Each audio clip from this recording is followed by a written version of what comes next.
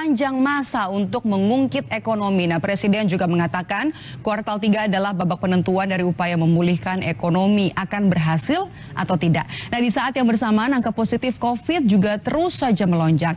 Kami bergabung via Zoom dengan akademisi sekaligus ekonom Universitas Indonesia, Fitra Faisal. Selamat pagi, Mas Fitra.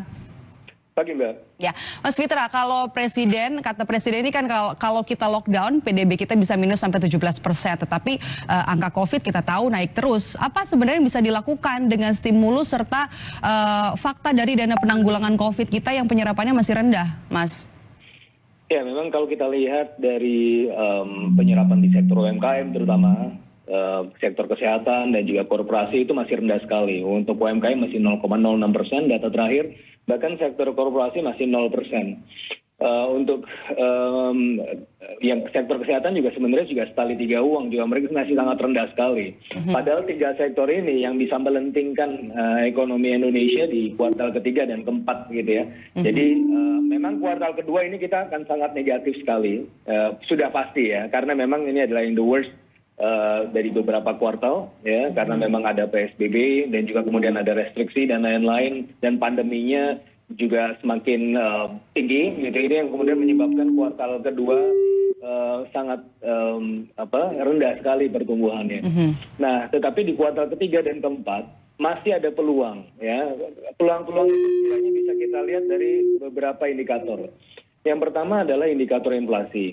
Nah, indikator inflasi ini meskipun masih rendah gitu ya, tetapi kalau kita lihat inflasi di bulan Juni 0,18%, ini masih lebih tinggi, jauh lebih tinggi dibandingkan dengan konsensus yang 0,03%.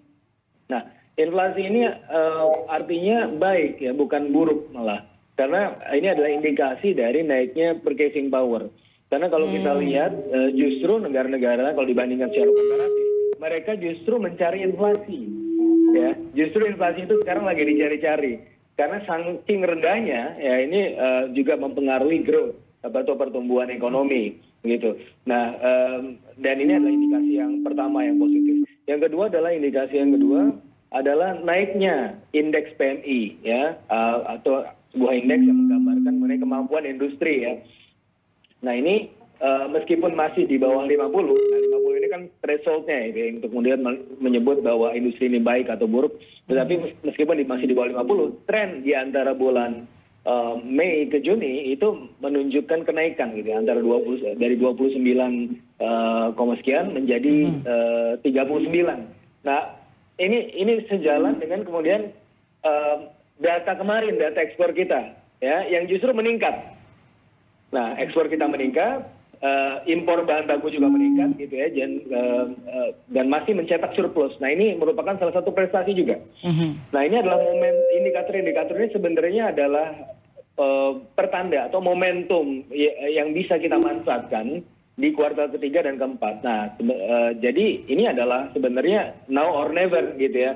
Bagaimana kemudian pemerintah bisa mempercepat paket stimulus, bagaimana kemudian pemerintah bisa memitigasi pandemi dengan baik. Oke, nah kita baca faktanya adalah sekarang bunga acuan diturunkan lagi untuk bisa memompa ekonomi. Nah, apa yang bisa kemudian dinikmati masyarakat dan juga dunia usaha dari kebijakan ini, Mas Fitra?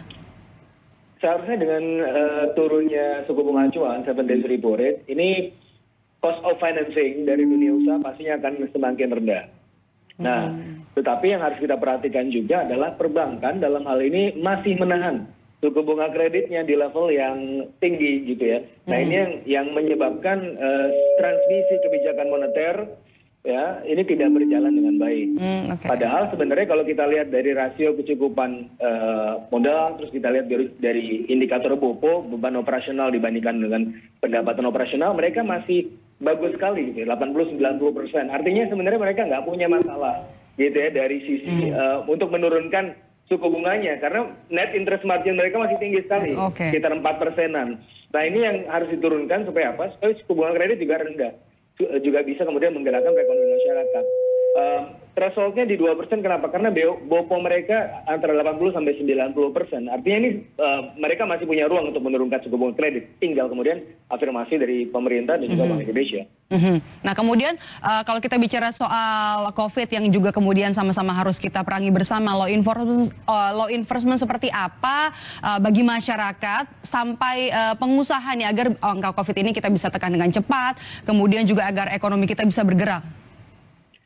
Ya itu kunci, law enforcement. Law enforcement ini harus dibuat lebih konkret, gitu ya. Lebih konkret. Kemudian ada sanksinya.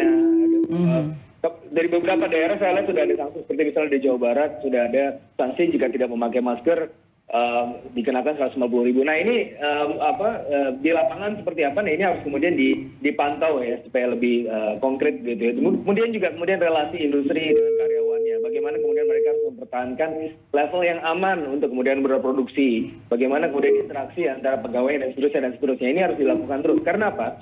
Karena skenario pertumbuhan ekonomi kita sangat tergantung pada pandeminya ini bisa flat kapan. Nah menurut skenario kami, kalau misalnya pandeminya ini bisa flat antara Juni sampai Juli, kita masih punya peluang untuk tumbuh positif antara 0 sampai 1%.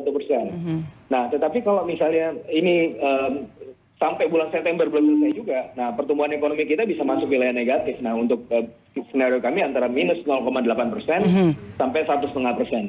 Oke, baik, terima kasih sudah berbagi bersama kami dan juga memberikan informasi Mas Fitra Faisal, akademisi sekaligus ekonom dari Universitas Indonesia. Sehat terus, Mas. Terima kasih. Dan usai